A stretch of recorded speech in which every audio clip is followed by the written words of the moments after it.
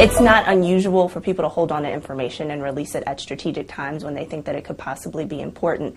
It looks like the organizations and the people that released this information thought that this might be some information that would be more relevant to be released closer to the election time as opposed to at the end of primary season when people aren't paying attention to politics.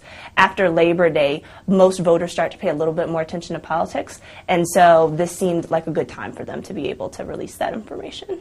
His intention was to say that 47% of the population was more than likely going to vote for Barack Obama, and they couldn't be convinced to vote for him.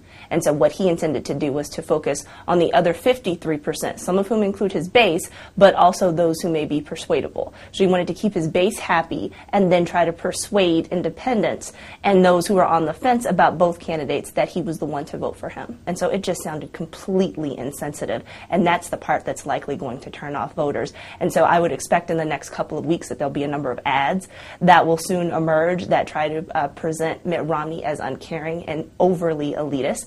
And that's been a problem he's had over this whole election cycle. So he really did dig himself deeper by making those comments and then having them aired publicly. It certainly fuels the fire of the war between the haves and the have-nots. Mitt Romney is clearly in the haves. You can be rich so long as you exhibit a sense of empathy. And Mitt Romney's comments didn't convey any sense of empathy at all, which is what the problem is with those comments and also with his overall persona.